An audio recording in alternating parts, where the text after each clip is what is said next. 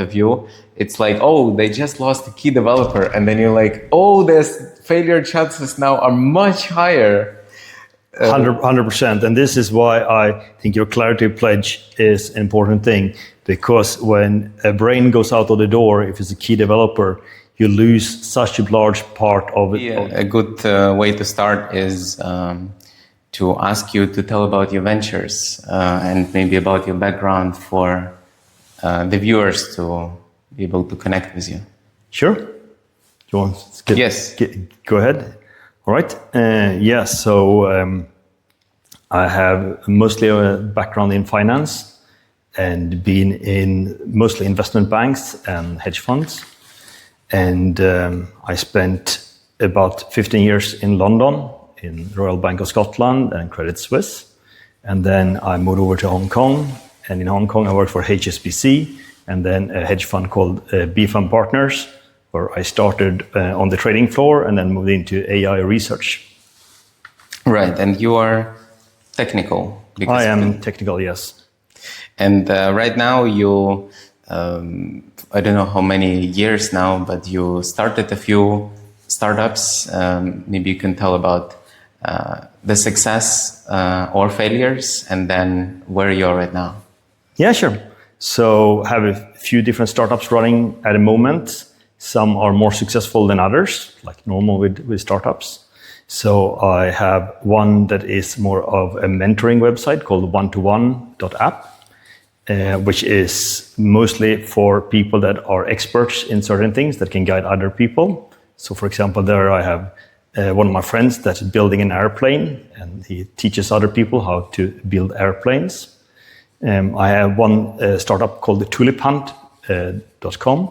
And that is a website that guides people how to ride motorbikes off-road around Chiang Mai, which I made for some German friends. And then I have the biggest one called Yak Yak, the t-shirt I have right now, right. Which is an AI video generation website where people can create videos and interact with them programmatically. Mm-hmm. And to dive into the subject, I think a good start would be to discuss how you thought about this interview, because there was a moment, Johan, when you thought you're not a good match to be here. Maybe you can tell about your thinking. Sure, because I think it was because you talked about how to avoid failures, and I have about 30 years of my career, and I haven't had a total breakdown of failure with a single person during those 30 years. So I don't have any specific stories about when things failed totally. But of course, as an employee and as a manager and as a founder of startups, sometimes you have friction with your employees or co-founders and other things because you differ in opinions. And I think I have a few strategies how to deal with difference in opinions. And I think what generally works quite well for me is that you kind of align your personal ideas with the idea of the company. So typically in a company, you have a company who wants something built, and as an employee, you're a developer, you build things for the company, you have an interest in making money and learning things. The company has interest in having something built and having a bit of a community. So I think that is typically a kind of straightforward setup, I would say. In startups, it might be a little bit different dynamics because you might have a founder that is very keen on his own idea. And maybe expect other people to work as hard as he does. While employees, sometimes they are more used to be employees rather than be co-founders. So you have that different kind of setup to take into account. And then I also think that different companies are a bit different. So you have startups are a bit more free form, I would say, that you can set the rules as a founder more freely. Well, if you have a traditional company like a large bank, for example, where I worked, they're very sensitive of personal integrity and other things. So you cannot be as intrusive. So, for example, in the context of ClarityPledge, asking people to repeat and explain back might be a bit intrusive in that setting, while other places where not only work but organizations have been in. So, for example, I probably haven't told you, but I was in the Swedish Special Forces in the back, and there you have a lot of different rules of engagement, so to speak, how you expect people to behave, and there you not only expect people to explain back, but they have much tougher views on how to shape a group to get the maximum performance out of groups. So their ClarityPledge would be a very simplistic thing, while for a big organization, it might be more like offensive, if you put it that way. Right. So what I like to do in these interviews is to explain back what I understand, because it sometimes might feel straightforward. So I heard what you said, and it feels to me and maybe to you that we understand each other, but I like to paraphrase. So we'll do a lot of these, and if it gets like annoying or uncomfortable, I guess you can tell me that, and I will adjust. Sure. In short, so what I think your intention was behind this is to say that in social environments, they are different. And there are startups, and your experience with Swedish forces and within banks or big corporations in general, those are because the expectations, I guess, of the counterparty are different. The communication and what is possible and what is not possible is also varies. And you started explaining about the communication failures, and maybe for the viewers, what we discussed is, what I told you is that I am interested to discuss communication failures, and then you basically said in 30 years there were no communication failures, and I guess your interpretation of communication failure is something big. I'm not sure what it is. When I was talking about communication failure, I was talking about maybe something else. So maybe you can clarify a bit on what your how you understand communication failure, maybe communication as a word. If it's what is it for you, communication? What is communication failure? And maybe some maybe deeper explanation on why you think the social environment is different. Sure. So when I speak of communication failure, I would refer to the total breakdown of interaction. So people would basically leave a company, or they would refuse to communicate. And something I forgot. Sure. Sorry for interrupting. I forgot. What I also like to do is, and I know you said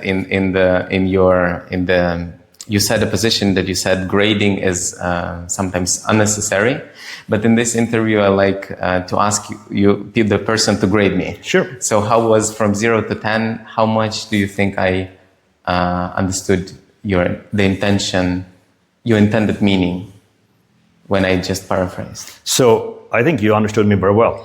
I think I would give you, if you give me a rating, I would say probably 8 or 9. Because I don't think there was anything wrong with what you said. I think you probably paraphrased it very well. So yeah. No, please continue, because I asked some questions, but also feel free to fill the gap where you thought that maybe there was something missing to 10. Yeah. No, I think that, as I said, I think you paraphrased very well. And just continue on my line of thought is that I haven't had any breakdown failures with employees myself, because I'm quite careful, just maintain communication all the time. But during my years, I've seen the breakdown in terms of people stop talking to each other, people leaving startups in anger, people refusing to talk to each other, arguments getting very heated to the degree that people are very, very disagreeable, I would say. They don't like to communicate anymore, and they live in a rage. And I would not say that that happened to me, but I would say that sometimes you have friction in communication, and of course you have different views on how to do things. So I can give you an example of communication friction or difference of opinion that I experienced. So in one of the startups I was been working on, and I was the CTO in the company, and the CEO was a former trader from the hedge fund. And he was more purist in how he would like to run the startup. And I would say, a bit more pragmatic. So he wanted to run everything in what he called radical transparency. So everyone knew everything about everything. So in many cases, people make mistakes, as you do all the time in the technical world. And I was not as keen on in public explain what individuals have done wrong, while he wanted a more pure version where he wanted everyone to know what was wrong in all instances. And I could see his view that it's important for people to understand the problematic things from a pure technical point of view. But the thing is that if you hang out, so to speak, a senior engineer in front of the more junior engineers he's managing, he might lose face and other aspects that is more cultural. And this was related to people in Hong Kong. And that would cause friction going forward for him to lead the team. So I was more keen on him maintaining a good relationship with his team, rather than using the pure radical transparency methods. So I could see both parts, but I differed in opinion how to handle the situation. But the thing is that I was myself an employee. The CEO was the one that had got the funding for the startups, even though we knew the investors, both of us. And in that case, I basically agreed to disagree, and I'm happy to do what he said, even though that would not be what I would have done in the same circumstances. But that is just how the world is. Sometimes you have to not do what you think is the best yourself, because you're simply an employee of a company, and you have a boss, and the boss might overrule what you think yourself. And that wasn't such a super big thing that I would leave the company for that sake. It's just that there was a bit of friction in communication. Mm-hmm. I very much like stories and examples, and this is a great story, I would say, that I like to explore further. But also I would like, before I do that, Johan, I like to clarify your definition of communication failure, because what you shared is that, and these are extremes, where people stop talking to each other, just leave the company, start to be very negative, and then their actions also reflect that. This is the end, because from there it's hard to, I don't know if it's sometimes maybe possible to recover, but then you need mediators or some professional. Typically it's not recoverable. And how do you call the smaller ones, much smaller ones? For example, just I call it gap in communication, because, for example, you gave me 8 out of 10. You didn't give me 10. And sometimes you would give me maybe 4. But sometimes I wouldn't even paraphrase. You would just have a feeling that it's 4. And so this is a gap. And these gaps, I guess, are for some people more visible or less visible, depending on their experience, but they are all the time. How do you think about what is your language for this, and what is your model, how you see that, and what is the connection, in your opinion, to the communication failures, maybe also with some examples?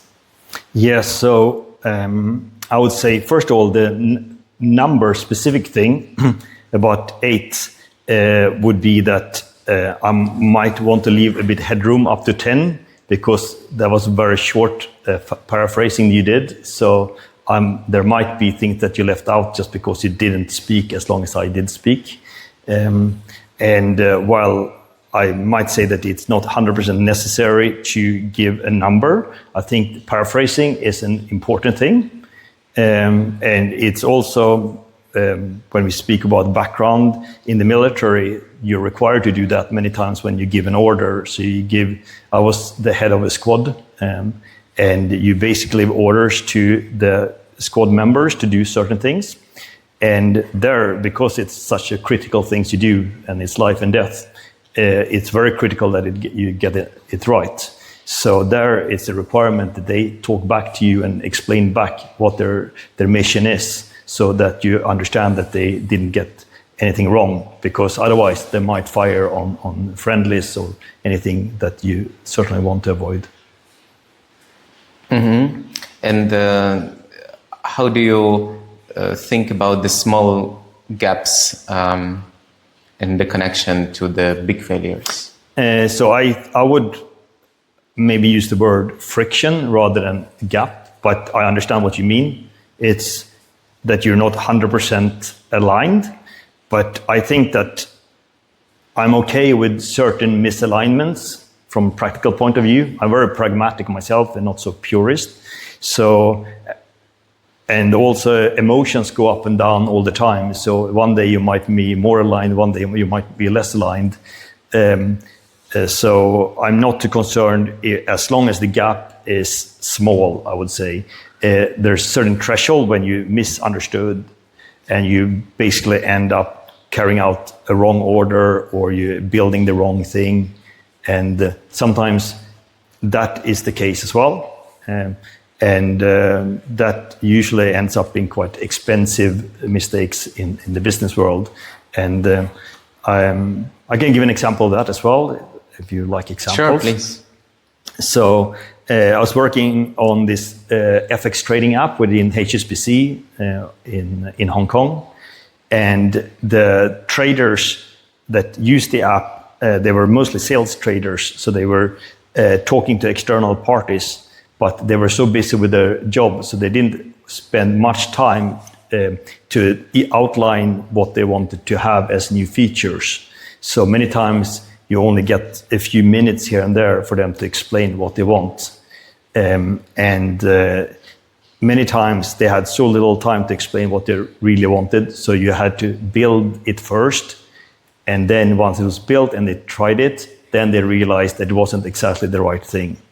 So just because they were so focused on their job and they gave a little input to design, because for them it didn't really matter so much the wasted time. But for the company as such, you spent a lot of wasted effort on building the wrong things. Mm-hmm. And you attribute this failure of building the wrong things to lack of time, to paraphrase, or what is it? I think it's based on people's priorities. And for them, they mostly cared about what's called sales credit, because they were sales traders. So they get commission of their deals. And they were not primarily interested in improving their system. While as a developer, my job was to improve the system. So they were simply not as involved in designing the system as maybe I would have wanted them to be. But I mean, development is an iterative process, and no company is perfect in that sense. You always have to try different things. But that is a place where it costed more to have slight miscommunication, and having a bit better understanding would probably help. And maybe not only paraphrasing, but also building a mock-up that they could try out, so they could see how the workflow worked before actually committing to building it.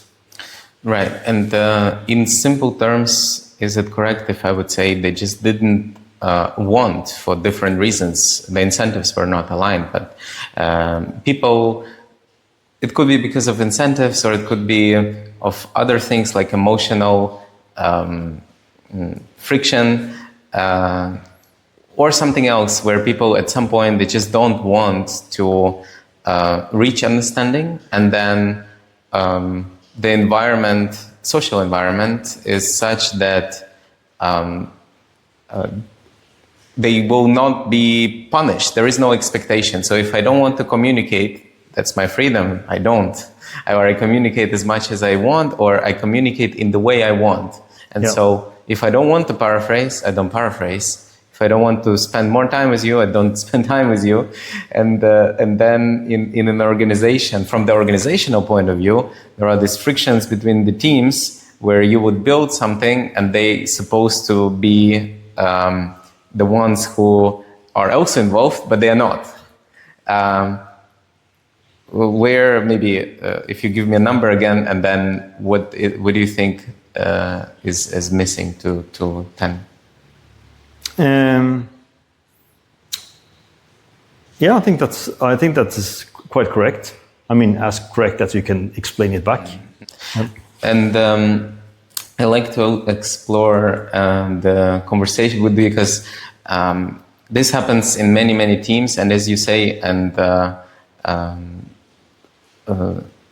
it's normal. This friction, you call it friction, this communicative friction is part of everyday life. And then in some industries, like in the defense industry, where you were head of squad, or what? Yeah, I was a squad leader. Squad leader.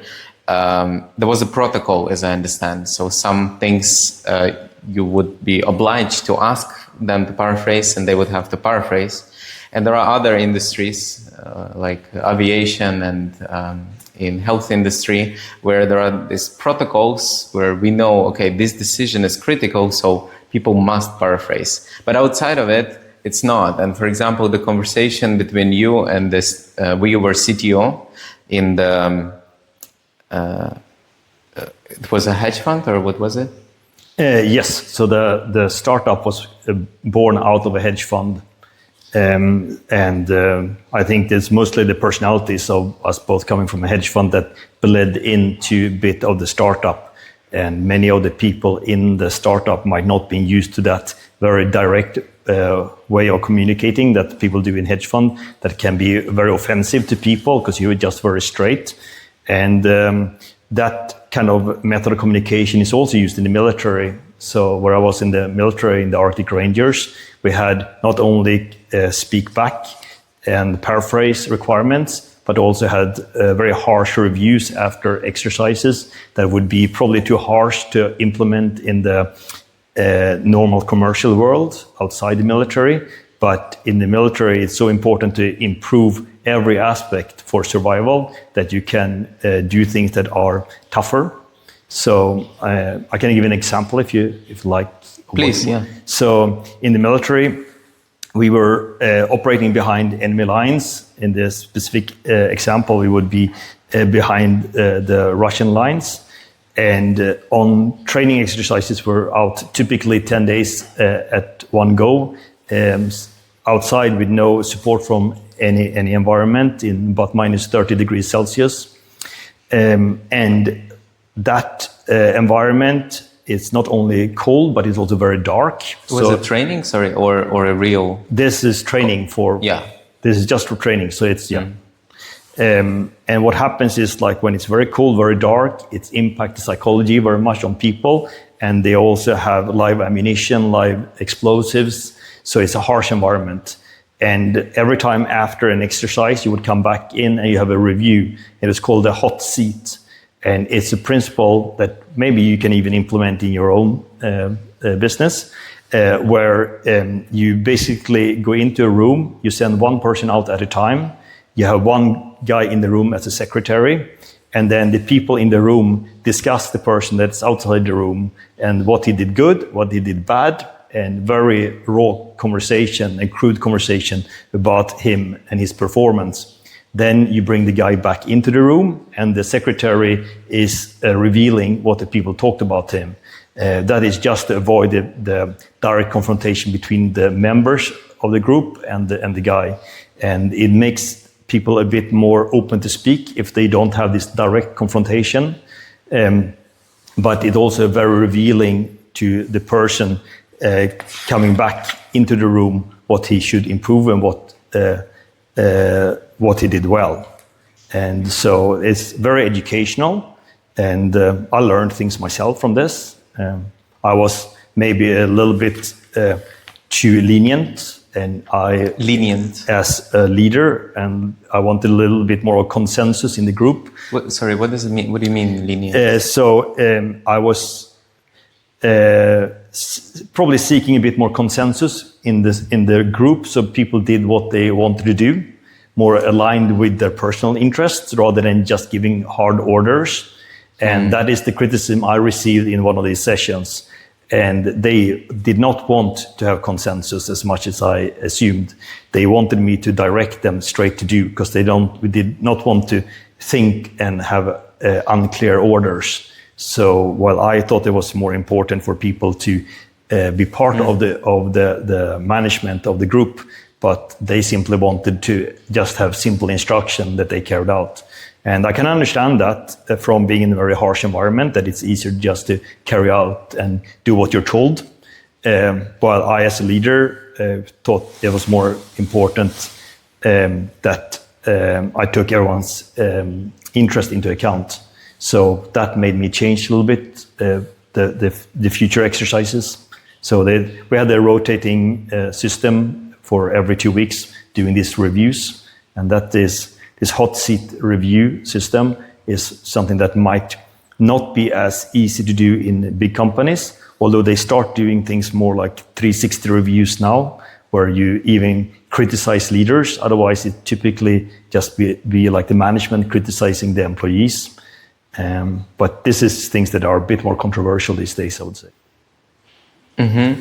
And so feedback, if it is direct, which you seem to be not approving or not always approving, which is this radical transparency, because radical transparency is in your face. It can be in your face something you would think very negative, and then I guess feedback can be very soft or very indirect or very direct, and there is this scale, and a person who receives this feedback can be more sensitive or less sensitive depending on the character and the subject and the situation, maybe, and the stakes and so on.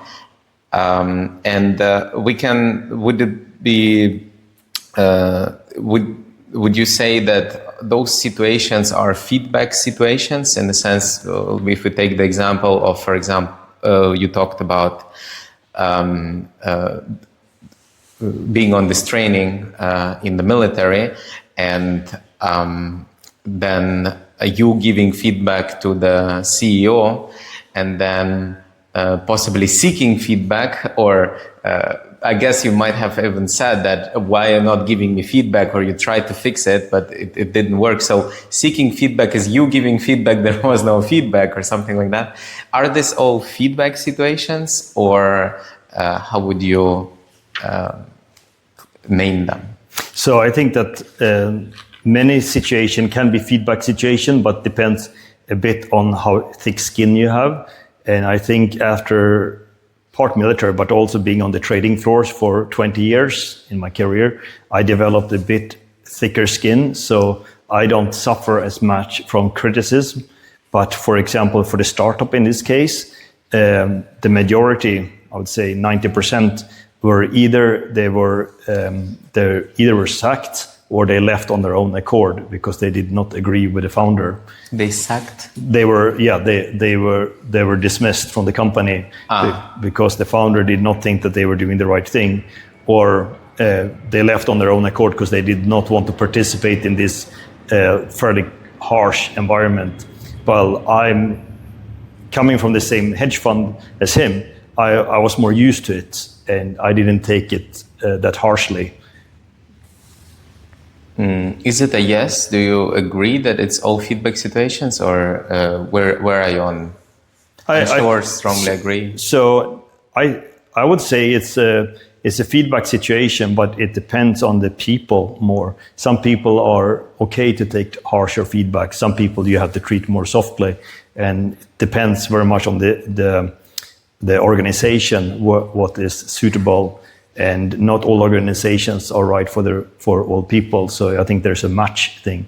So it might objectively be a feedback situation, but also be very offensive in the same way, to the degree that people would break down in communication and leave the company because they do not want to have that harsh feedback or that tough environment to work in. Right.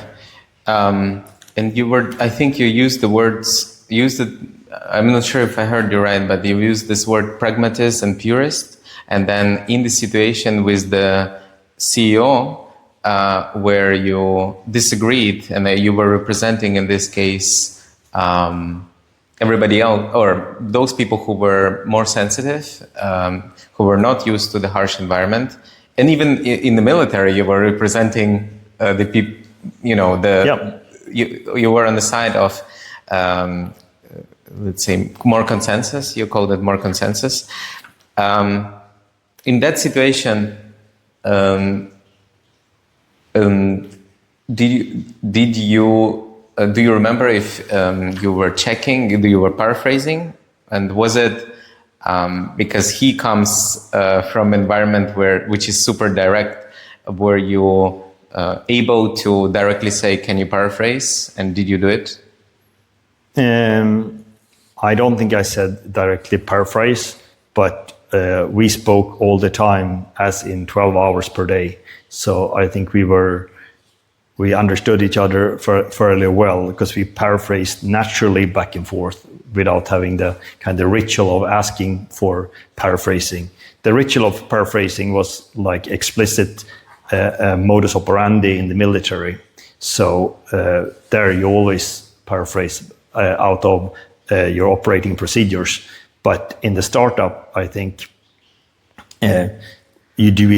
we did it all the time anyway. So I think that we understood each other in that sense, but we just had different opinion on how to best manage the people. And me as the CTO, I was keen on maintaining my team, and I did not want my team members to leave out of friction on communication and feeling bad. So I wanted to optimize my team for performance, while he was more on the purist side, out having the radical transparency in the company.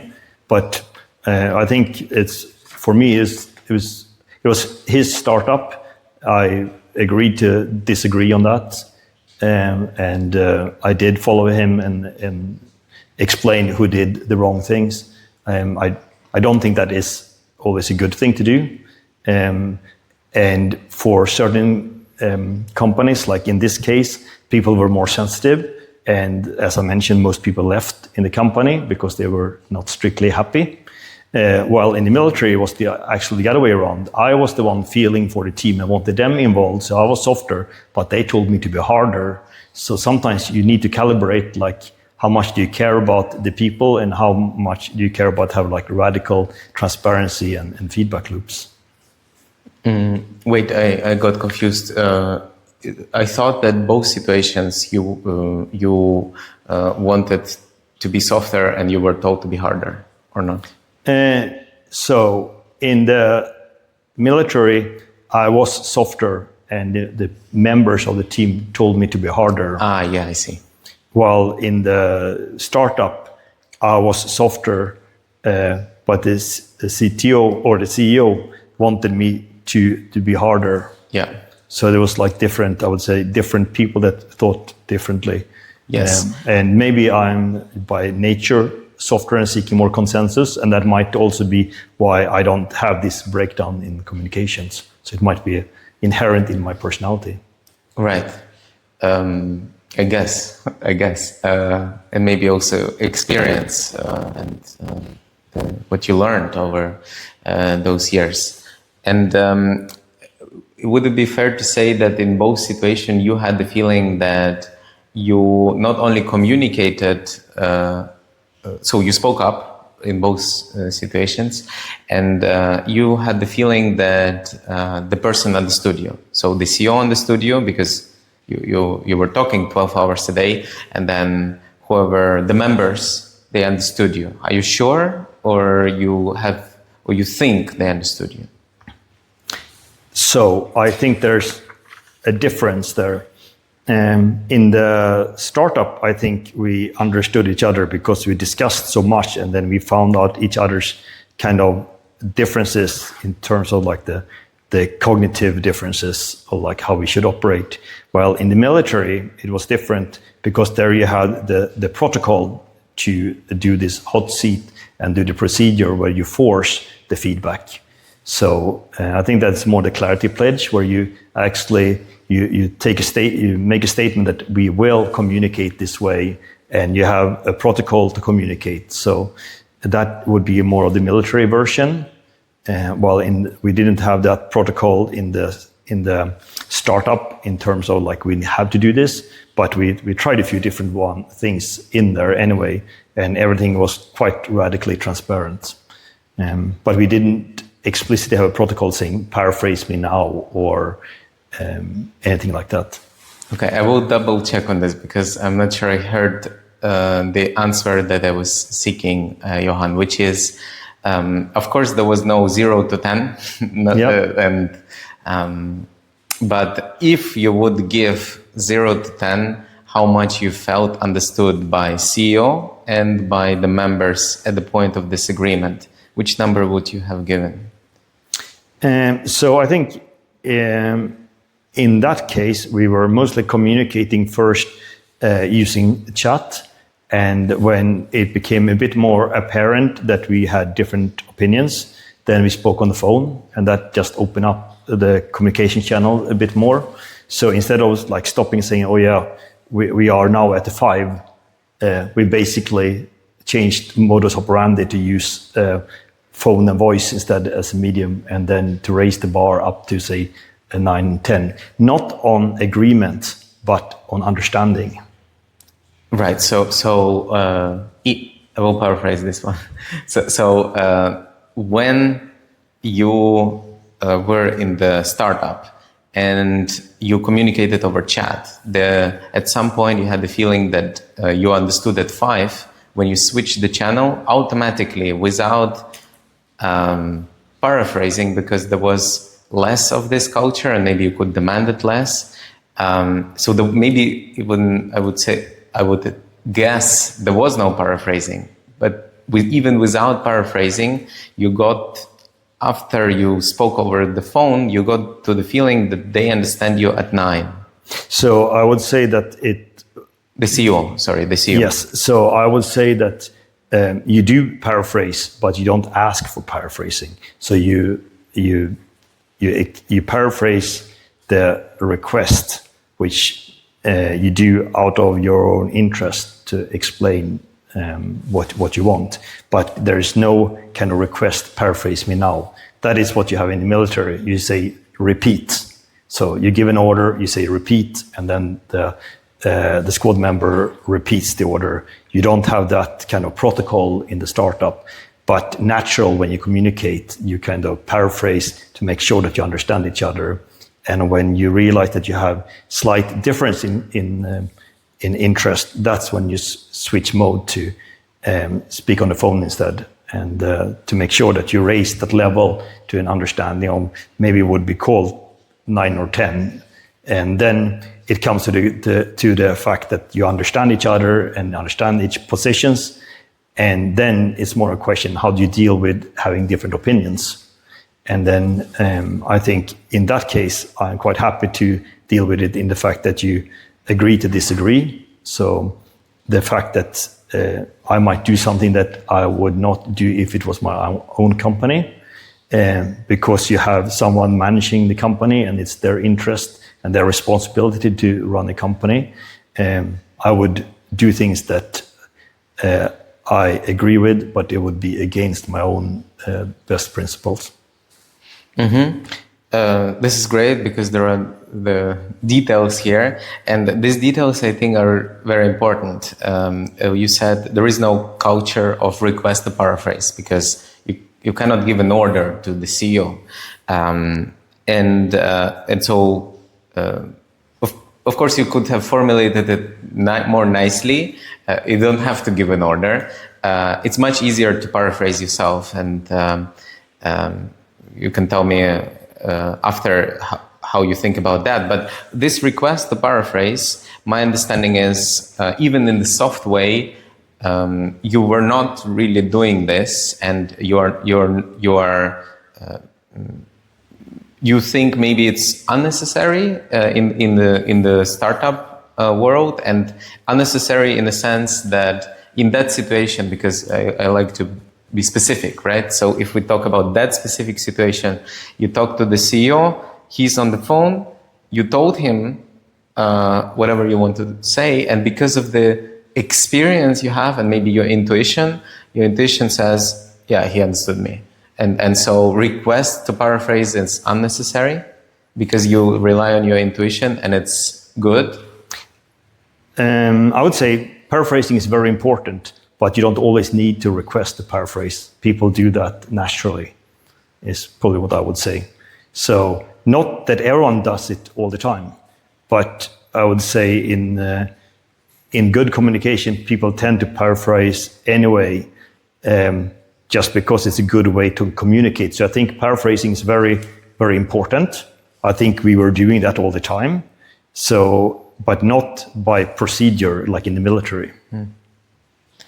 You mean in the startup you were doing it all the time? Yeah. And so there was paraphrasing on behalf of the CEO. Yeah, and not only with just the CEO, everyone that I talk to, even the people in my team that I manage, I usually keep a conversation back and forth and let them explain back. So I might draw out the main architecture, and then I'll let them have their say and view, and in the way that you let the team members have their view, they not only can come up with new ideas, but they paraphrase as part of the communication rather than saying like repeat as when you give orders in the military. Yes. So, so those are smart, experienced people. They are good communicators. Otherwise, they wouldn't have had this job. The CEO, obviously, in his position, I guess you would describe as a very good communicator, or not? So, first of all, he was fairly young, and his background was being a trader on the trading floor. So you have to have that in mind, and that usually means that you're making decisions that has very big economic factors under time pressure. So you need to have a very straight communication. So I understand when he likes the radical transparency from that kind of purist point of view and to give orders. So I understand where he comes from. But dealing with the developers, they are a bit more sensitive people. And typically developers that have not worked on trading floors are even more sensitive. And they don't want to have their emotions stepped up on other things. I will rephrase because I think I was vague. I asked you if he's a great communicator in your point of view. But my question is, communication is so, he might be a good communicator on the trading floor. That doesn't mean he's a good communicator with the specifically developers. And then if you put him in a different situation, I don't think there are like great communicators for all situations. But my question was maybe more specific than this. This was vague. I'm interested in how do you think about the capacity. I distinguish between will and skill. So there is a will to understand the other person and the skill to understand the other person. And even children, they understand their parents. So the minimum will and skill, depending on situation, is always there. And then we grow up, and when differences are big, and when I say differences, I don't talk about language differences. We assume people speak the same language. but I talk about opinion differences and value differences. So this is a disagreement and there are values. He has a value, radical transparency. You have a different value. And now the values clash. And in that moment, the will to understand the other person suddenly is decreased, despite the will goes down. And often the question is the skill there in those kind of situations? I see what you mean. Yeah. So I can totally see when there's no will to communicate with each other. And you see that many times, especially when people are drunk, they just starting fist fighting without having an interest in understanding. I don't think that was the case in our scenario at all. I think we had a big will to understand each other. And I think we communicated well. We just had different points of view. Yes, yes.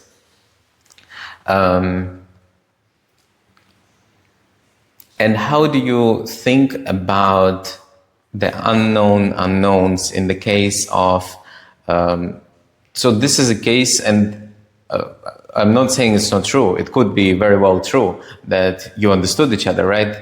You understood him, he understood you, he was in the power, he had the power to make decisions, you granted him this power. So there was, you used the term agreed to disagree. Which happens often and must happen because somehow we need to resolve conflicts. And some of those, in this case, disagreement could be a false disagreement in the sense of, so I would distinguish between understanding the logic and understanding the experience. Because if you say, I'm quite sure he would be able to exactly say, if you would ask him to repeat, he would say, yeah, you asked me to be less direct or something like that with the developers. I think the logic he surely got. But the question is, did he really understand your experience, why you have this logic, like your story behind it? I don't think he would understand it, and I'm not sure if I could articulate it extremely well either, but it was based on me being a lead developer and managing technical teams for 25 years, and he had maybe 5 years experience. He was much younger than me. So on that scale, understanding your experience behind your, say, position on the point, which was the culture has to be different, what number would you give him there? I don't think we discussed that so much, my incentive to why I would not like to explicitly what I call hangouts individuals for mistakes they make when they're programming, because that happens all the time. And the reason I would probably explain more to him if I had the time at the time instead of just agree would be that if you are have a radical transparency and explaining everybody's mistake they do all the time, people become less inclined to try new things, because inherently in building systems you experiment with things, just like startups. Your startup might succeed or might fail, and you need to do experiments. And if every failed experiment becomes a bit of a blame game, where you say, oh, this person did the wrong thing, even though with good intent, it becomes like a bit of more accusations, and that will hinder experimentation going forward, because people are getting defensive if they're getting blamed, especially if they're getting blamed in public. And I could probably explain that a bit further if I wanted at the time, but at the time, he was the one in charge. He was the founder. I was an employee as CTO. And I basically prefer him to get his way rather than maybe explain the entire thing. But I'm sure if we catch up, and we're still good friends, so I would probably dive in deeper to this with him at some point in the future. And he might even watch this. In fact, I might send it to you.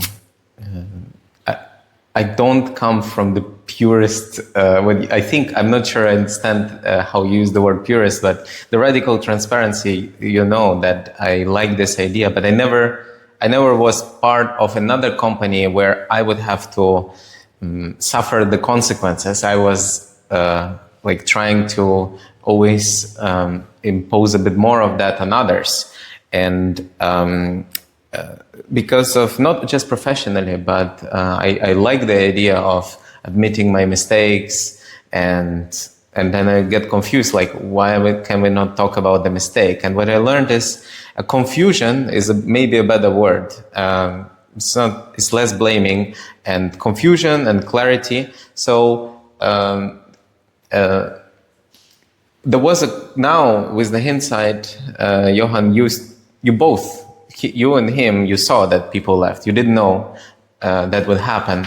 And if we use the word confusion, would it be fair to say that back then, both of you would say that he might have been not as clear, so confused about the possible consequences, and therefore, yeah, if you would do it again, there was less time back then. But if there was a door, you would want to use this door and kind of help him to see his confusion, because he didn't think himself he's confused. He was in his opinion, very clear. But now, maybe even he would say, maybe I was a bit confused. I didn't know. Yeah, I think comes a bit with maturity in general. I see that in many people, that they become a bit more multifaceted when they're getting older. So as a young, you typically see it in students at student protests. They have very pure ideals. And once they grow older and you kind of getting battered in the commercial world, so to speak, and you become more pragmatic. And you can see that, for example, Linus Torvalds, the founder of Linux, for example, he was for a very long time very harsh on the people that is like submitting pull requests into the kernel of the Linux system, to the degree that it was, if you read it, it was very harsh communication. And as he got older, he realized that maybe he should not be as harsh at the time. But for him, it was his life's creation, and it was important not to get bad code into the Linux kernel. So he was using probably his entire emotional spectrum to fend them off. I think he probably changed a little bit over time there as well. So I think yes, people get a little bit more experience as they're getting older, and then they take more things into account than being as pure as you might be when you're like a student radical.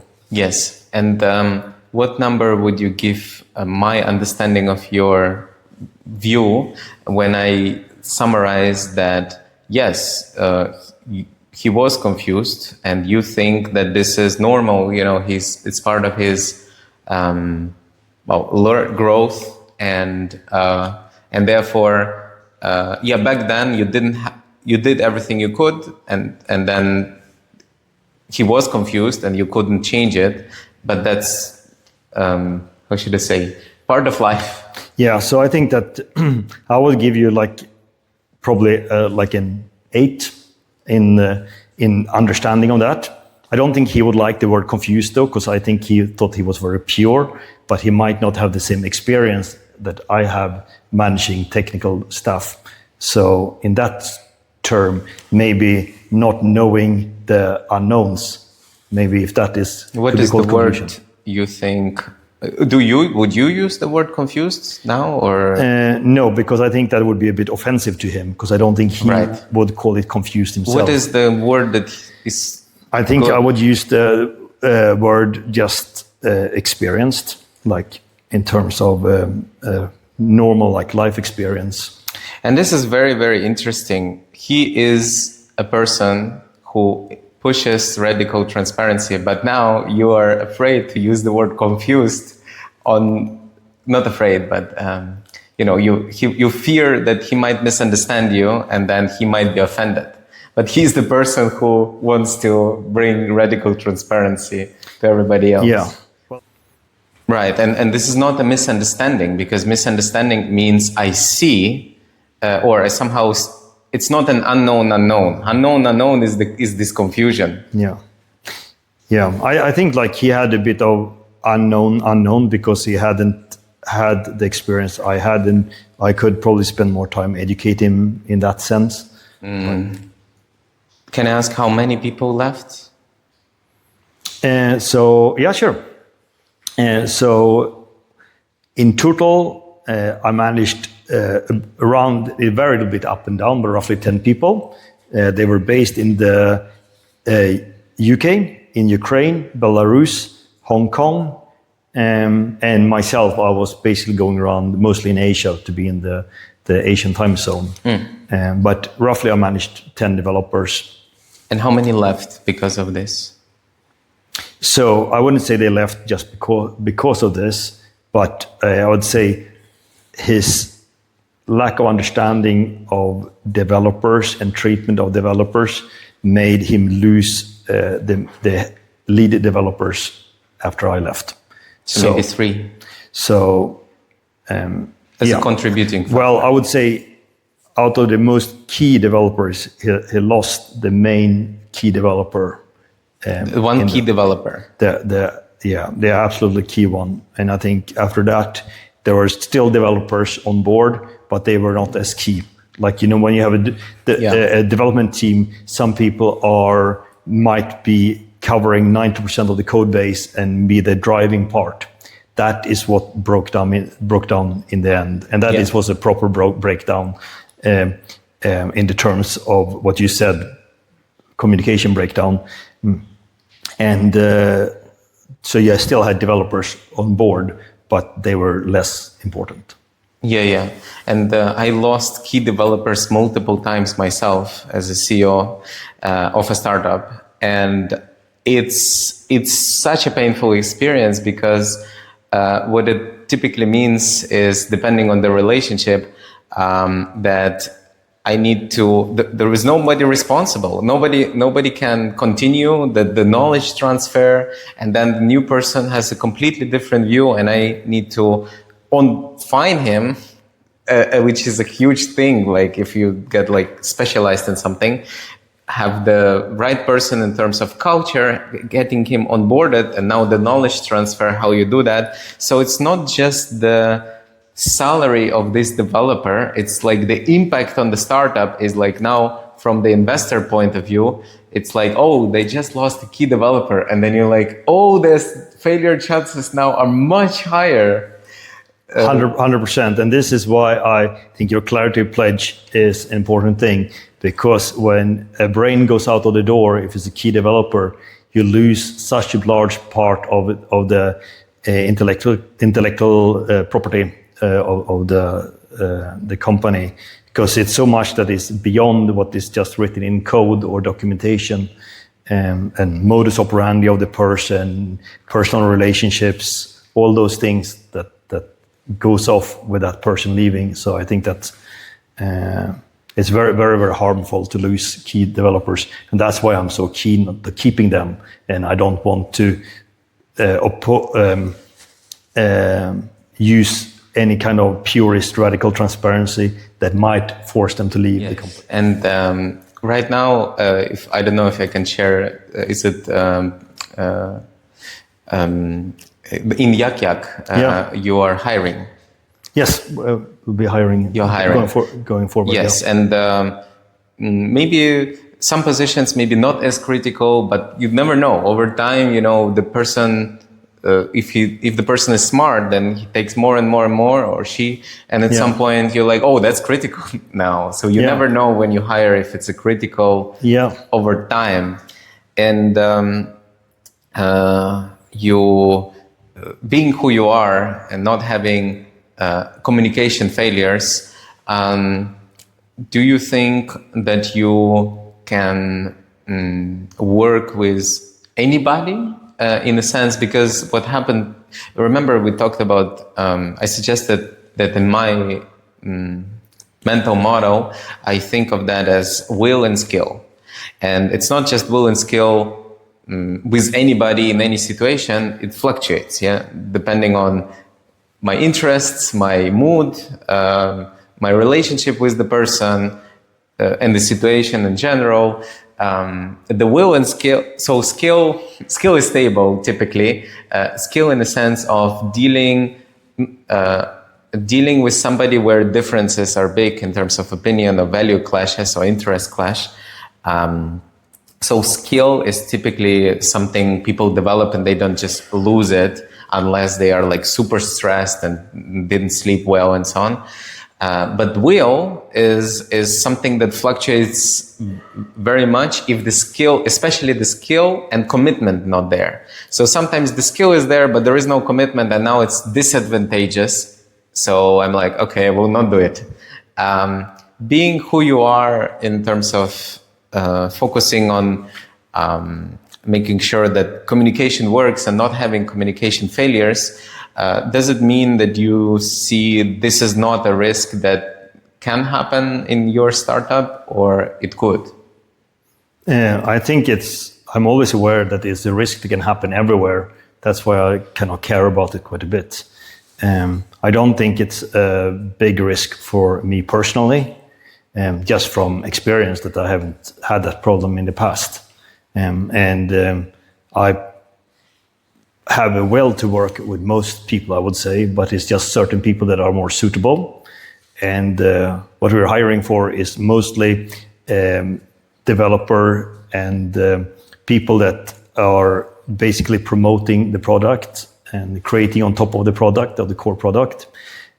So it's a bit of developer evangelists, going out and showing the world what's possible to do with Yak Yak, which is creating AI videos driven automatically from various sources. So it's not only a manual editor, but it's also a way for anyone to programmatically generate stories driven from anything like you see on the internet, for example. It could be websites, RSS feeds, could be Twitter feeds or X feeds as they call now. So anyone that is passionate about movie making or have a background in making movies, storytelling, that is the people we're looking for, and that like to basically work in the kind of that kind of setting. And if somebody watches and knows the person, where do they find you? Oh, simply go to yakyak.ai and you'll find the contact details there. Mm-hmm. So I like to clarify this, because you said that there is, you see the risk, you do see the risk, but it's small. And when we say risk, what we talk about is somebody leaving because they feel you don't understand them, right? And that's probably a small risk indeed, being who you are. But I guess my question was a bit broader than this.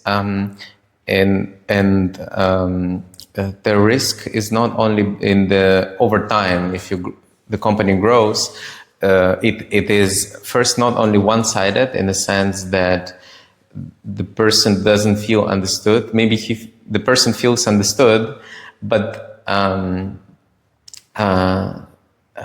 they don't understand you, and that can create a clash now, right? So if the expectation was not managed well, or there is a situation now where the person lacks the skill or will or commitment, then you want to check, but you cannot give an order, or you're not in the you would not want to give an order. And over time, these things, maybe you being who you are, you just say, okay, maybe fine, compromise, and it's like compounding. And at some point, you not anymore sure, is it a misunderstanding? There are so many things, and you say, no, you're just not a good match.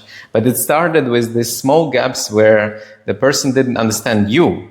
You understand them and they know it, but you see this gap that they don't understand you. And I think also because of the knowledge gap, you just being the CEO, you do know more.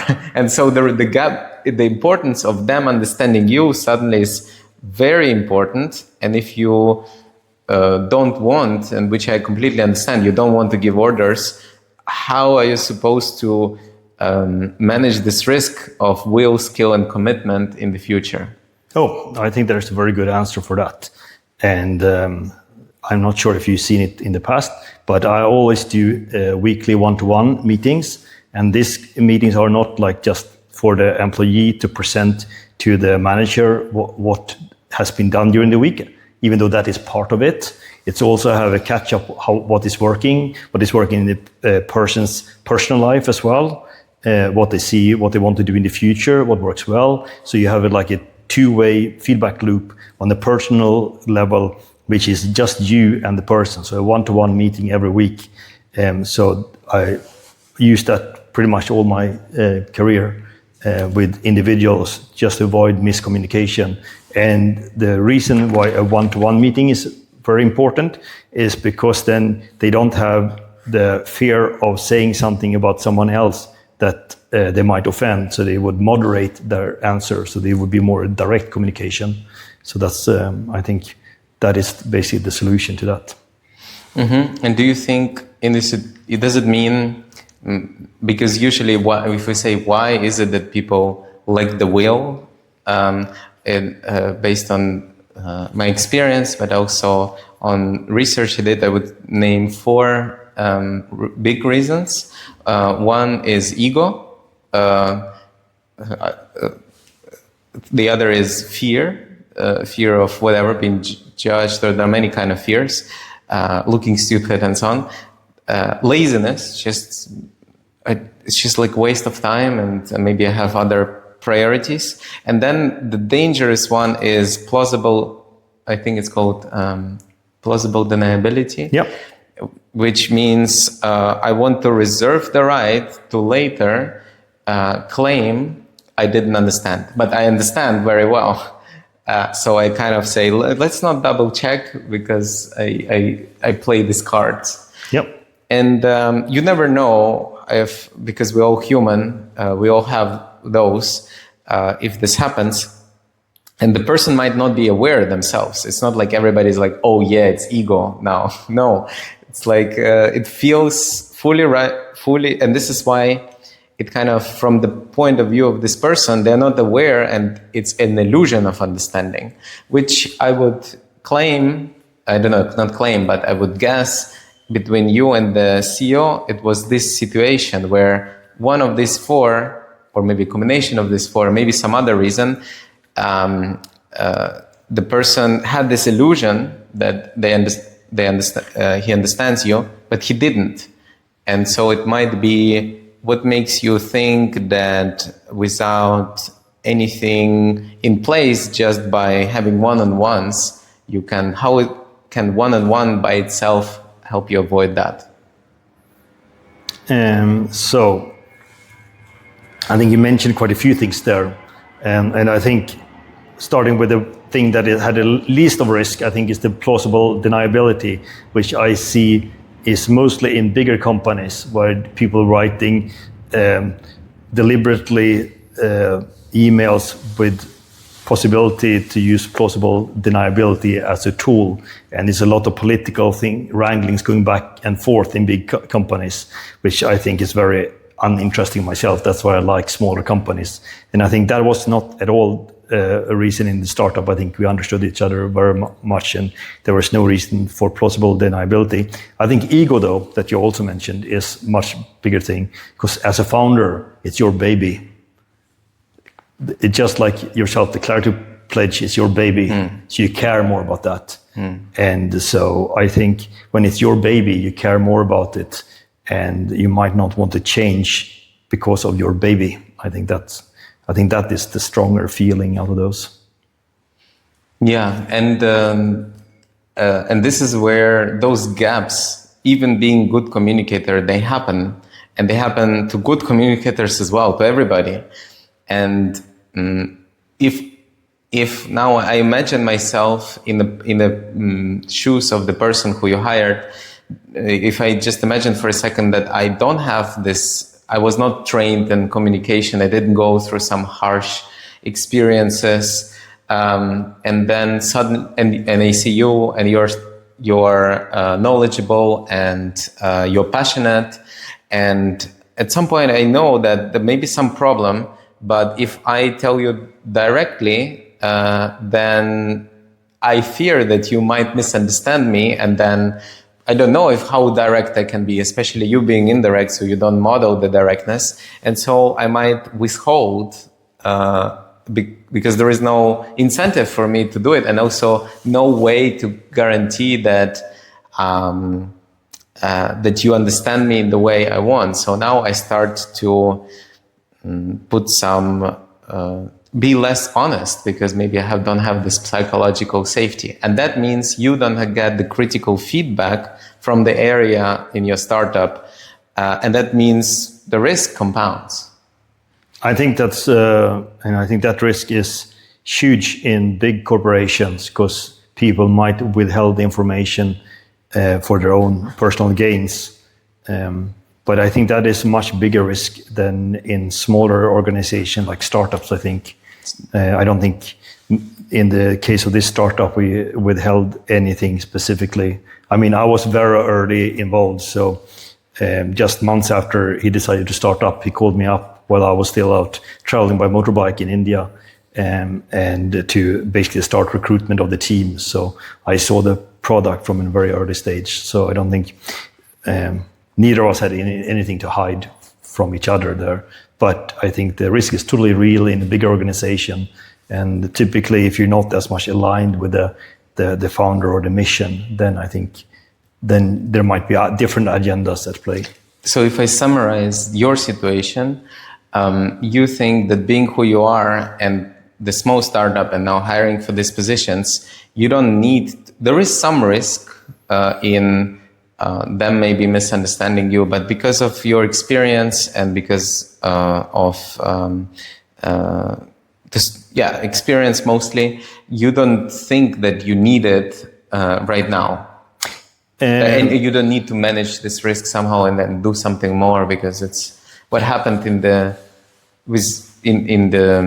startup, in the hedge funds startup founded by hedge fund is nothing like that can happen in your startup.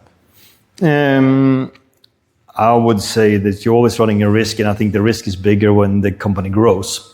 So when you have a small company and it's just a number of people, like it would be in my case, then you would speak so much anyway. So I think the risk is smaller there. But as the company grows, it's something that needs to be more probably implemented as a protocol, like you said, just to make sure that people do have one-to-one, especially hiring people and they hiring other people. So you have multiple levels of management.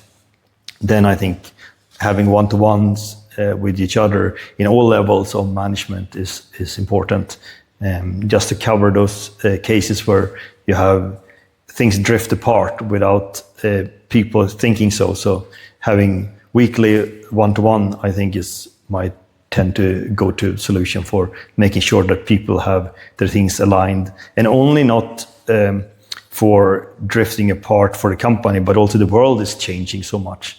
So with artificial intelligence and just the workflow for developers, it's important to just talk and exchange ideas. And what did you hear from the last week? It's like an important thing. Just like we both go to this Chiang Mai AI meetups on Saturdays, just to basically digest the week's changes. So I think it's not only drifting apart as people, but also like the world is changing. I have a few follow-up questions, and then we can wrap up. Sure. One follow-up and a deeper question that I'm curious, and maybe a disagreement that we might have.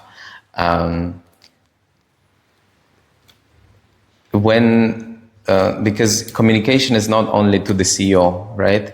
And people have between themselves communication. For sure. The more nodes you have, the more relationships there are, and then suddenly you get this anonymity or competition, something unhealthy, something broke, and because of this complexity, you cannot overview it easily, and you cannot easily also repair it, because at some point it's a culture. And as a CEO, you hope that by being a role model, people follow it. But of course, not everybody follows, and to not that degree, and so on. And there are still issues. So I'm curious about, because you can have one-on-one with each one, but the more people there are, the more there are other nodes that you cannot control.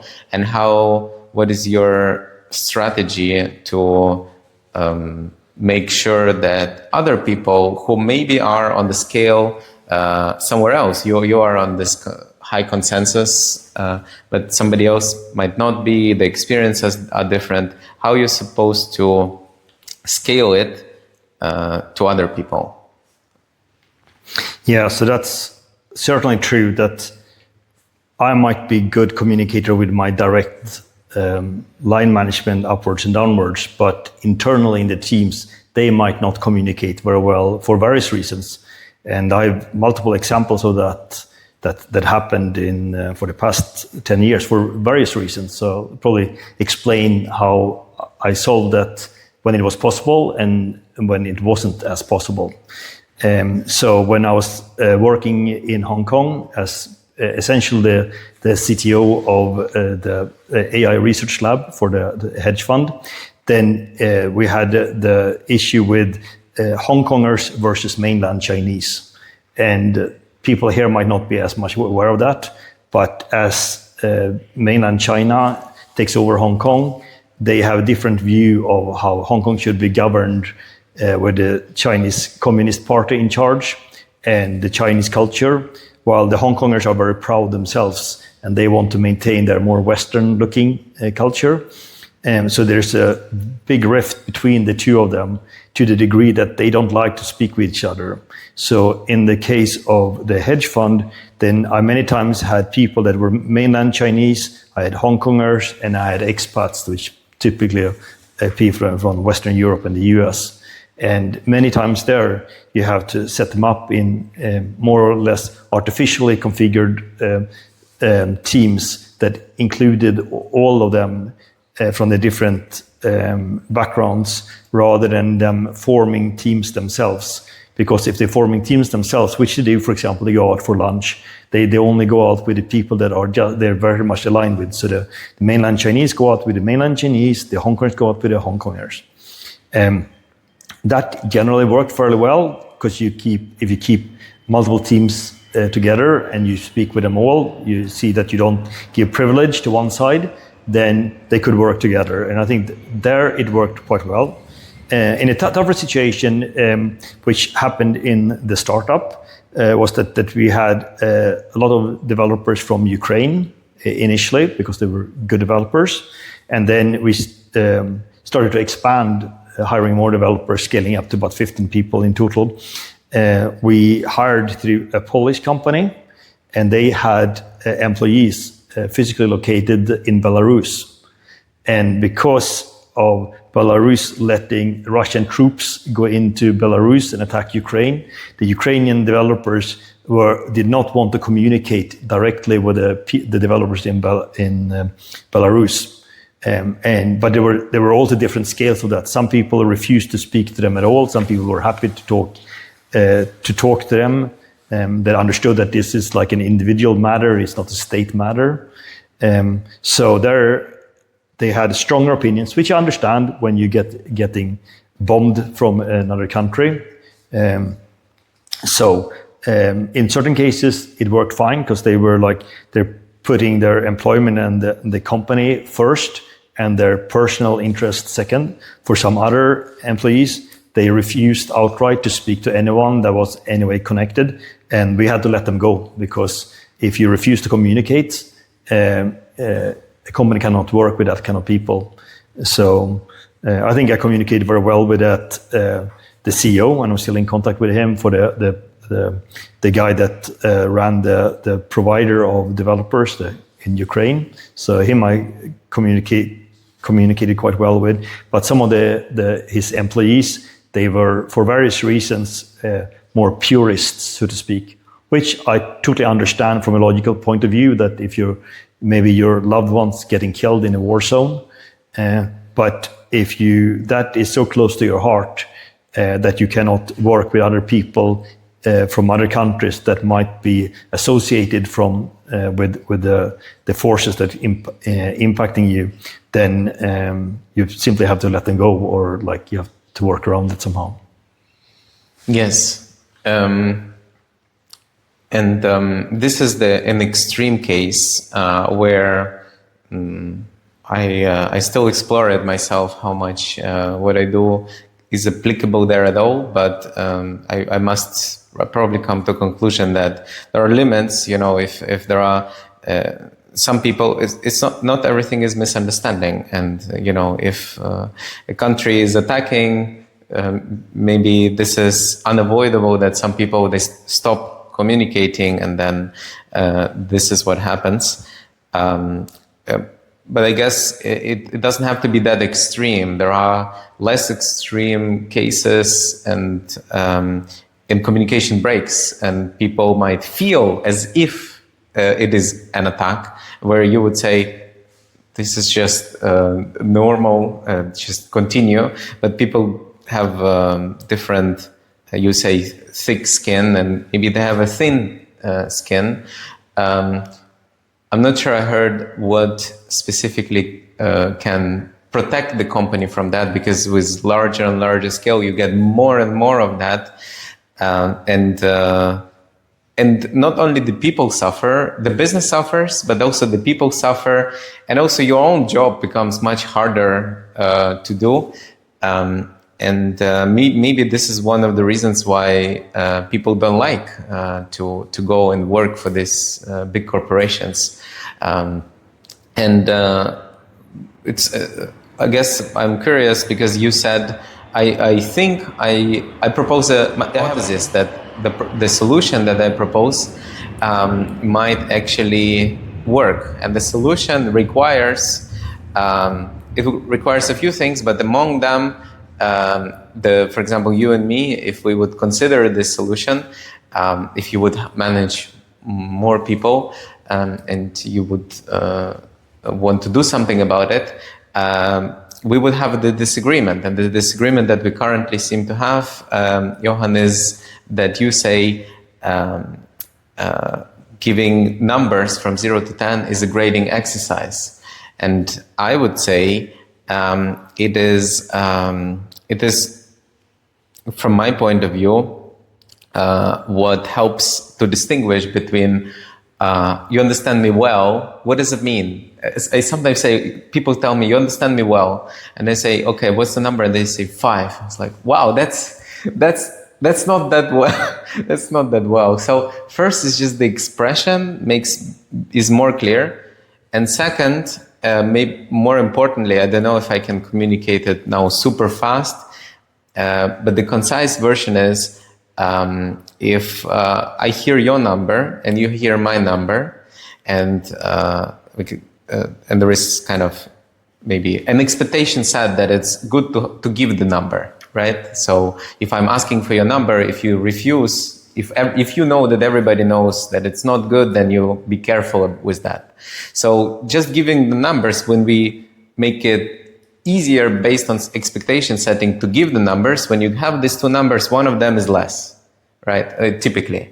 And if one of them is less, and it's an important thing, where, for example, one person, you might say, oh, we might lose our lead developer. And I think I understand you, and I think it's, or the CEO says, I understand you, it's 10, and you give, let's say, 3, right?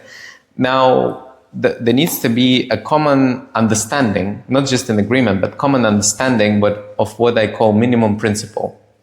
And the minimum principle, I don't know if you read it, but... Yeah, you take the minimum on two of the two numbers. You take minimum, but for what? It doesn't change the 10. So the CEO can still think privately it's 10, but the minimum number is the verified state. So verified state is we both know that we both know. And clearly, as a CEO in this case, he will not be able to claim we both know at 10. If you think it's 3, it's 3. And then the gap starts to be visible. And if the gap is now visible for both of you, and you kind of put everything in place to make sure that people understand why it's important and do it and so on. You reinforce the culture. Now he has the choice. There was only 15 minutes, yes, but now he knows he has a gap and he knows the stakes. He knows you said you could lose a developer. So he might say, you know what, maybe it's good to paraphrase and you can ask me. Or he could say, no, I'm confident, I don't care about the gap. But then it is not anymore the situation where he was imagining it's 10 and he would not know. What do you think about the disagreement that I think we have, which is this group? I think you said that you don't like it to be turned into this grading exercise, and my explanation why I think it might actually be how is it called in English? Less evil, or might be very beneficial. Yeah, I don't see it's anything wrong with giving numbers, first of all, and then maybe it's good to also specify what does like 5 or 6 or 7 or 8 mean. I would probably translate it into a percentage, like how much do you understand of the basically cognitive agreement we have. So if I think I understand 5 out of 10 of your statements, but I don't understand the other ones, then I would give you a 5, so that would be 50%. That could be a helpful way to think about it. I don't think there's anything wrong with giving numbers, but I haven't felt like I needed to give numbers in the past. That being said, I don't think it's anything wrong doing anything forward. It's just that it's a bit more of a procedure. I would call it similar to when you play estimation poker, if you've done that yourself as a developer, where you give estimates about like effort during a planning session. So, and sometimes the numbers are not exact themselves because it's hard. It can be a 6, but it can be 6 plus minus 2. Because at the time you might not know what it is in the future. So there's some uncertainty in the numbers as well. But I do agree that taking the minimum number, as you said, I think that is a good thing. And I think that ties into when you're talking about 360 reviews and you're having employees grading their manager and not just the manager grading their employees is a useful thing for everyone, even though it might be an unpleasant thing for a manager to hear. And sometimes that can be done in more anonymous ways as well, so similar to the hot seat that I described as well in the military, or in the hedge fund. We also had a review system where people submitted what they said they felt their support from their peers in an anonymous ways through an electronic system. So there was more of an impersonal version of the hot seat, but it was the same thing of like giving feedback in all directions as a more of a customer service system. So yeah, I do think it's important to ensure good communication in both directions. Mm-hmm. Thank you. And I like to clarify because I'm not sure I communicated well with 3 points. One is about the number, because you suggested that maybe it's good to define them, what 6, 5, and so on means. What I propose, and maybe another time I'm happy to hear what your idea, but my idea so far was that what I grade is how much I feel you understand my intended meaning. So I said something, and then it's a private thing, and then it's just an expression. It's hard to say, well, what is 6? I just say, well, it's a scale. And I just define the 10 and 0. 10 is I have full confidence. The feeling tells me full confidence you understand me. 0, you don't understand me at all. And everything in between is a scale. This is first. And second, when I think you said, what are we grading? And it's the number of statements. How many statements did you understand? But I think it's not, I would clearly distinguish what statements or points between these stories and experiences. And the reason why is because we can agree and disagree on things, but why would you disagree about my experience? You know, it makes no sense. You have an experience, and I might not like your experience. I might not want to imagine myself in that situation. I might think that I will be completely doing something else. Maybe I despise this behavior or whatever, but I cannot disagree with the experience. I can only understand it or not. And I can let you know that I understand it or not. I can give you the feeling that I understand it or not. And the connection between them for me is that you have the statements and you have this position, agree, disagree, and now we might have agreement or disagreement on this. But then when we say why, and the why is always some kind of experience, and this is not something I disagree or agree, and we can understand it or not, and we can let each other know that we understand it or not. And if we don't do it, we are always in a space of I don't know, I have a feeling maybe, and this is the feeling space is this uncertainty. So this is second, and I like to tell you two more things and then hear your response. The third thing is the gap. What I think happens, if you ask, what changes? Okay, so we give these numbers, and it's this scale, and it is the scale on the experience behind the position. What changes? Why do we need it? And there are a few things that change, but most importantly, I think it makes the gap in understanding visible. Because otherwise it's not visible. It's always this feeling and it's hard to know.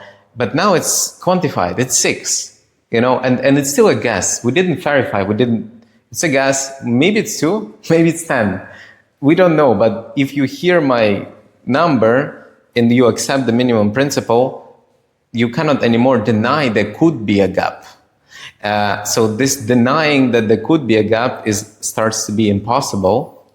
And this thing changes drastically what follows. Because what follows, I think, is lack of will is hard to hide or to push through.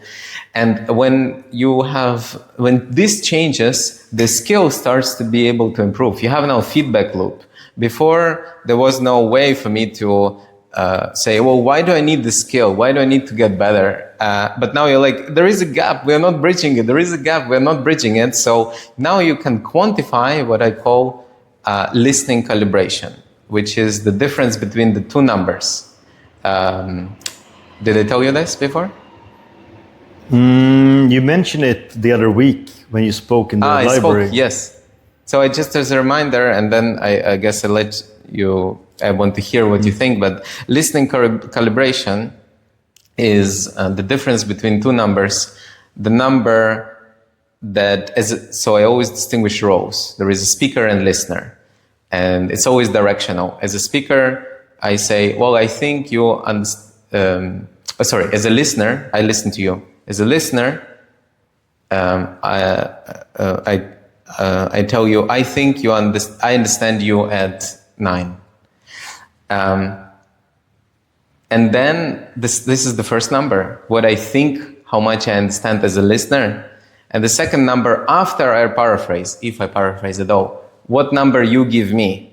And that difference, if I always think that I understand more than the numbers I get across people, across situations, then I'm miscalibrated, and you get the feedback loop where people start to be better listeners, which at the end reduces the need for giving these numbers. And at some point, we don't need to give these numbers because I know from experience that I can trust you. What do you think about these further explanations that I provided in the context of how required that might be for some organizations? Because not all organizations have people who are amazing at communication, even though they might think that. And then there are these connections between people, they grow, and this culture grows. And about my suggestion, the hypothesis that just introducing this thing makes huge change. So it's not really, I'd say it's a must for many organizations, and it's better to do it sooner rather than later. So, for example, for you, I would say, why would you not do it? Even though, yeah, the risk is low, but changing the culture later is much harder. Yeah. Well, I think there's quite a few things you cover there. Yeah. So it was. okay. So first of all, I think that to understand each other well, I think the one-to-one meetings, like weekly one-to-ones, are important. Secondly, I think it's important for managers to understand why their own feedback is important, because I think many managers do not feel that they have the need to understand their employees because they can think that they can just command them. And the thing that is very important that we touched upon earlier is when people are leaving and they walk out with so much intellectual property, like when they leave. So it's very important to retain staff, I think, as long as they're good. Retaining people that are not good is obviously not of interest, and sometimes you need to get rid of people as well for various reasons. But retaining knowledge within the company, I think, is very important. And if you don't know how happy the staff is by having no feedback loop, being in numbers or any other measurement, makes it hard for you to know if people are happy or not happy. So I think numbers can certainly play a role there, or any kind of, if you're counting as apples or numbers or letters, but having a grading system that shows that you do agree more or less, I think it's useful for that point of view, just to provide feedback back to the management, how happy the lower ranks, so to speak, is with the upper ranks, and basically how loose the apples are sitting on the trees. Because one of the things that is risky in a company is that, speaking from personal experience, is that if you have a team of, say, 10 developers, and you have a lot of responsibilities to deliver things, if they suddenly go and hand in their notice and disappear, or which happens sometimes, they hand in their notice and they're very unwilling to communicate or do anything more because they don't have incentive for the company, it's also a bad situation. So I think it's good to educate people in many companies that it's actually good to have that mutual interchange of numbers, or 360 reviews, or whatever method you use. Did I miss anything there? Did I miss out of your questions? Yeah, I know. I was speaking a long time, but I guess I'm interested in. So, just a quick check. Where do you think we are, from your point of view, in how much we understand each other? How much I understand you and you understand me overall in this subject now? I think we are probably at just cognitive understanding of each other. I think we are probably 8.5. We're probably in an understanding of needs, which is slightly different. Might be more of like 6.5. And I think that fairly low number is probably just because I have my track record of not having miscommunicated so much with people means that I'm a little bit less inclined having to have explicit procedures for giving numbers, while it's what is very close to your heart, so you're more inclined to promote it. So I think that is why that would be a bit discrepancy in our numbers. Yes. I think that would be the difference, but it's not that I don't understand what you're doing. So I think do I get correct that it's probably six when we talk about the experiences behind what we discussed, and because the subject is deep and it might take more time to get to a higher number, and one of those cruxes maybe is the grading, because that was even before we started this conversation. I don't know if you saw it, but I guess you knew probably that I am pro-grading, and you, at the beginning of the conversation, you were contra, right? You said you don't think grading is... I would say that I haven't so much had the need for it. I would say I don't say that I'm against it, and I think certain organizations might need it more than others. So as an example, where you have procedural things for making sure that you understand each other, like in the military, where it's very high stakes and people are very young, so they are inexperienced, then it's much more important. If you have people that are more older and experienced, it's a bit less of a need to have that procedural spelled out, because they're naturally going to communicate more. Right. I think that's so. I think what you're saying is it's context dependent, and this thing didn't change. You still think it's context dependent. I guess I'm curious if something changed, and specifically if we applied now the specific context, which would be, for example, the company that where you had this discussion with the CEO.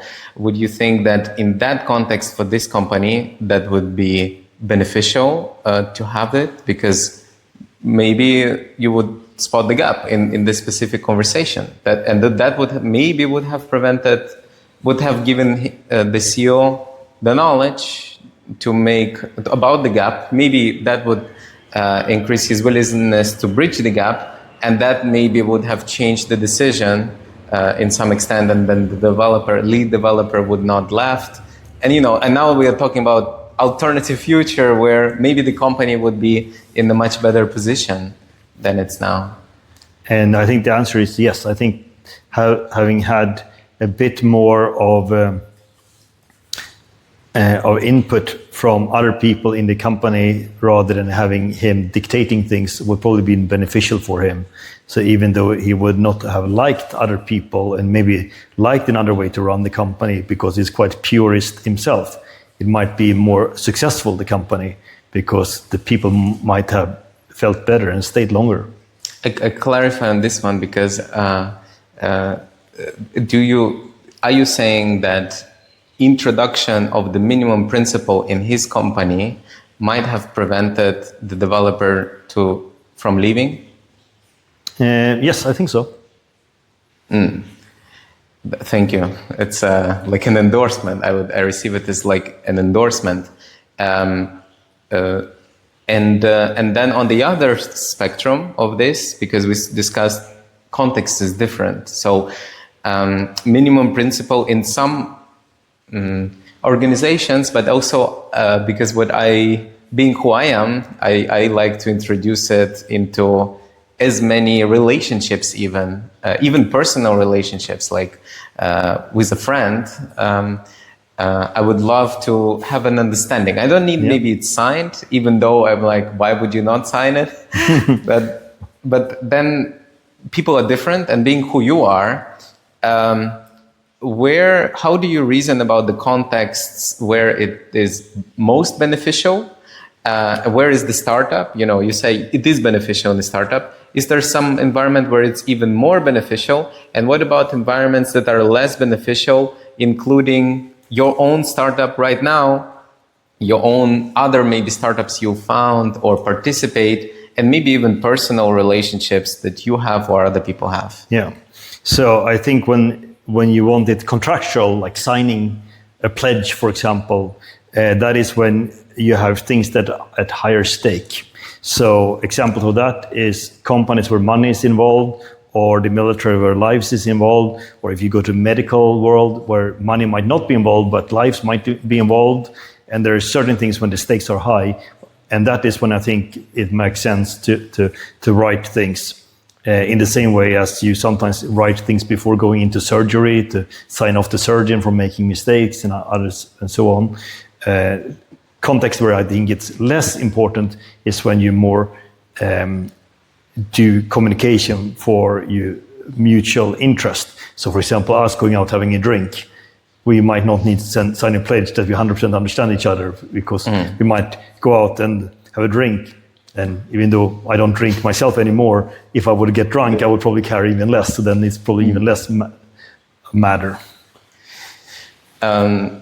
So if I understood you right, it's quite a broad endorsement that you're giving. You're basically saying everywhere where there is money involved, where stakes are high.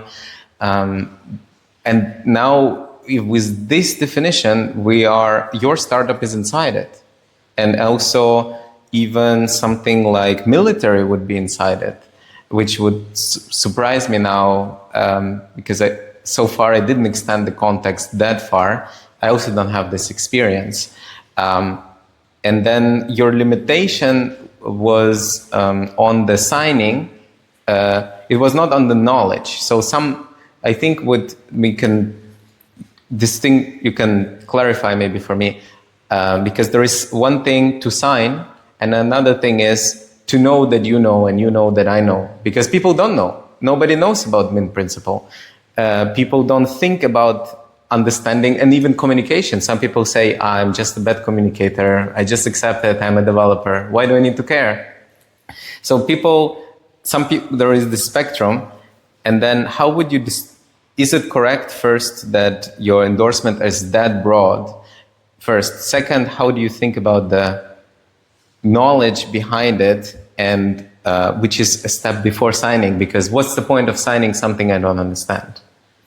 Yeah, so I would say that my understanding of the signing is quite low, because the signing any papers seems to mostly be useful in environment where you're going to court or take something to like a legal proceedings, or signing a pledge or show an allegiance with something. So I don't really see the purpose of that in itself. Right. Is probably what I would say, because in signing things with your name can sometimes be used against you, and you need to clearly see the benefit of you signing something. So sometimes you see the benefit of signing things. So for example, you sign employment contracts, you sign like wedding contract, you sign certain things that is long-running relations that might run into legal or judiciary proceedings later on. That is when the signature matters, because you put it on paper that you agree or disagree. And then I would say that it needs to have that weight before it makes sense to sign. Mm-hmm. And on the endorsement, do you want to clarify? Because I took it as like a very wide endorsement if we take the signing out. Oh, so except for the signing, I think its endorsement is important in the sense of clear communication and basically paraphrasing. I think that's very important. The value of giving numbers is probably more context dependent, and that is typically depending on the individuals.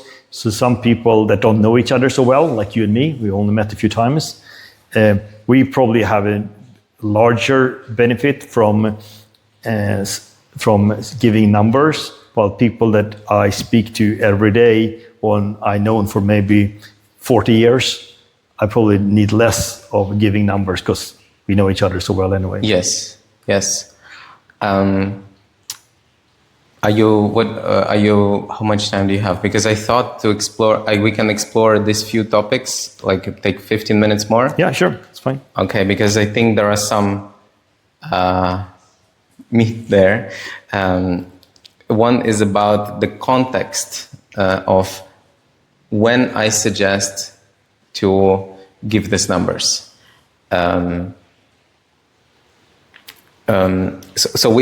One thing I think we clarified already, and I think we see it. I see it in the way you do, which is when stakes are high, revealing the gap is beneficial, and I don't know of any other instrument that makes it as easy to see it, even before paraphrasing. Paraphrasing makes me see it, but not. Paraphrasing is much higher request than give me a number. And because it's much higher request, people tend not to do it. And you are not doing that.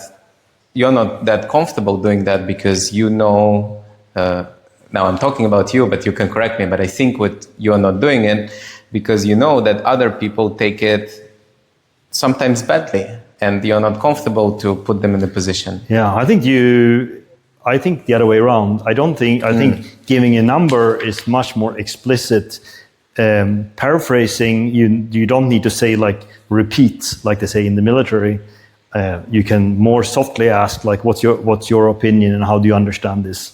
So I think that is actually it's a request for paraphrasing, but it's not an explicit request to maybe give a number. So I would say that giving a number is a harder thing than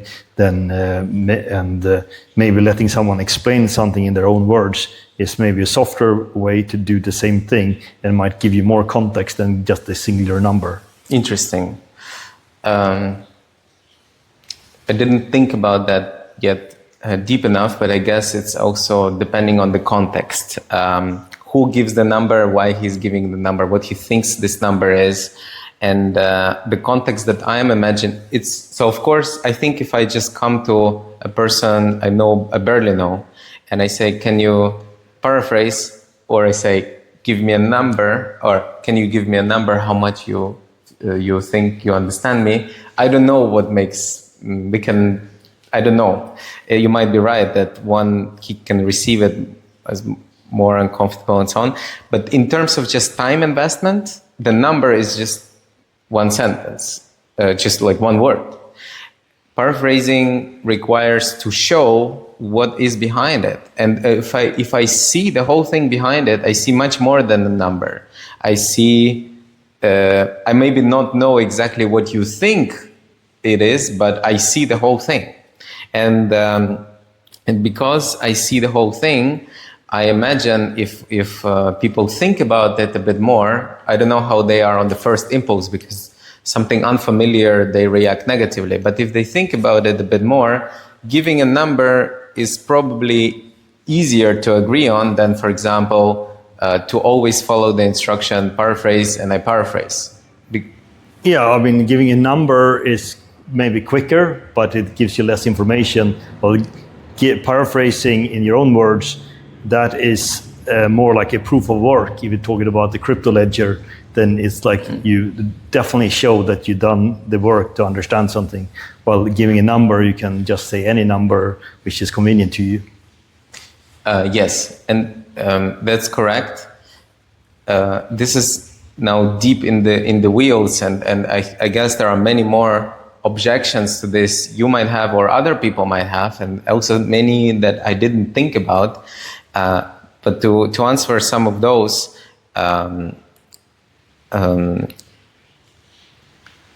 it's correct that you can give any number in theories. You can lie, but the point is, and the point is that if you know that the expectation, if everybody knows that there is a big value in revealing the gap, generally speaking.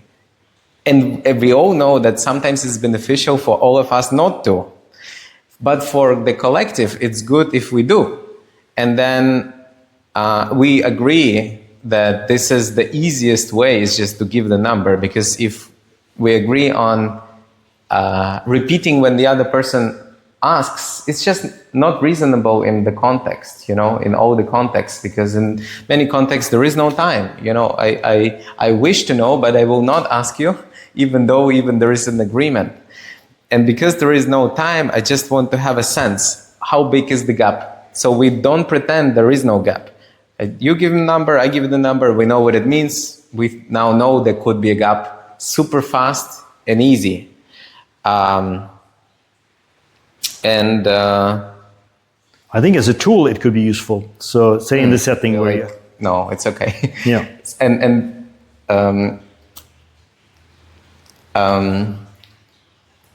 And I want to maybe touch on this last point before we wrap up on the... unless do you want to clarify something about the numbers? No, I think I do understand it.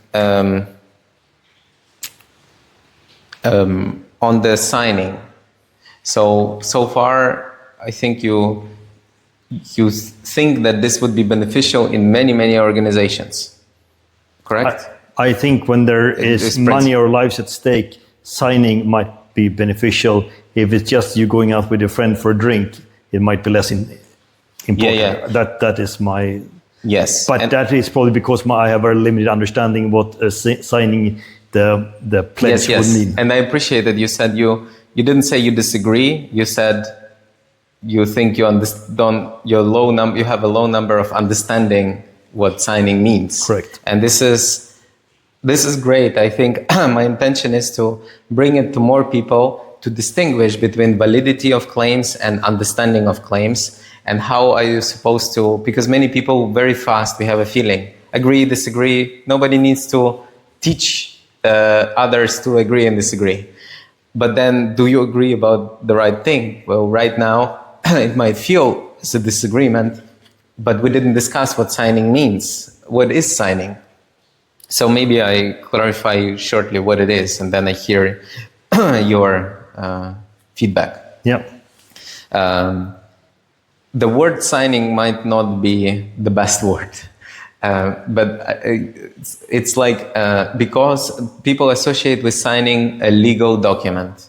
A legal document, I sign it, I could be sued. But not everything that we sign is a legal document. I can sign a love letter and nobody will sue me for that. Or I can sign something that I call, it's my intention. You know, it's my intention, not a legal document. And it could be our both intention to try to do something. The reason why I think signing specifically is powerful is because we know from cognitive psychology a few things. First, just putting the name, don't call it signing, put the name here behind something and it changes behavior. We know that. So I know you said you don't think that signing changes behavior, but it's a proven, I don't know if it's proven in all the areas, but there are experiments that prove if people put their name behind something, their behavior starts to change. I can tell you. I think I agree with that. Yeah. If you sign something that it changes behavior, what I did say is that I'm not sure if it's needed to sign. But the fact that if you do sign, I do think. Great. So we are in agreement that it does change the behavior. Then I wanted to clarify it's not a legal document. And then if you now consider that you want to introduce it to many people, and first I would introduce it, not just here's the paper, sign and done. No, we actually have a conversation like this and we verify and orchestrate that people actually know that the other knows what it means and why it's there. And when it's orchestrated in that way, and I think it can be done for many people, there are some barriers to overcome, of course, but it could be done in many ways so they see it's for their own benefit. Because you can see, I think many people can find their own benefit, not like top down, somebody told us to do it. No, let's talk about it. Like, what's the benefit for you? But if many people can be put into such an understanding that it's in their own benefit, even though sometimes it's not. Sometimes I don't want to give the number. But then signing is this commitment, collective commitment. And then it doesn't have to be the pledge, by the way. Pledge is, I pledge to everybody, I don't know whom, but it could be limited to people in the organization or specific relationship, manager, employee, or specific context, like in this meeting, when we meet, or some specific topics. You can limit it to any way, but I think without actually, how do we know it's a commitment? I call it signing, and I think something like that must be there, otherwise it's loose. Yeah, I mean, for example, if you have a commercial agreement, like an employment contract, for example, then I think signing something like that and having maybe that pledge or the rules of giving each other numbers or communication could be useful as part of that. But doing it just randomly, like you said, it's with everybody. With everybody. With everybody. I don't see as much point in, because I think it's a very different. Some people it's very important to understand 100%. Some people it's less important to understand. And I would not push that far that I say everybody with everybody. This utopian. I recognize it as utopian, but I want to clarify my thinking when I said I think for some people it might be important, like me. And what makes me, I think, slightly different is that I need cognitive understanding as a person a bit more than other people. I will not go too deep into this because of time limit, but what it gives me, or anybody who, if you feel that you need cognitive understanding in whatever relationship, what it gives me is it's kind of like a test. So I'm prepared. It's not that I get super disappointed. I don't expect people like, oh yeah, let's sign, or no, I don't sign. It's more about the discussion of why do you think we should not sign it, or what is it? What is it? You know, and then it is. I can explain that why is it so important to me, and then I just want to hear that. First, I want to hear, do you understand what it says? And can I check with you that you know that I know why it's so important? And then, yeah, if it's a minor thing where you say at the end, no, I understand it and I know that you understand it, then we achieved most of it. And then I say, well, is it good for our relationship to have this commitment in general, even if we don't sign? And you're like, no, and then we can discuss, you know. So it's a kind of like a test for me to open the door. Yeah. Well, I guess it depends what it says when the paper you sign or what you sign. The rules of engagement. I don't even know what it would be, what I would sign if I would sign it right now. I don't know. I don't even know what it would be. So it's a bit abstract in my world. Yeah. So this is why I'm not going. Practically, I'm not going around and saying I will not after this interview say, Johan, we talked.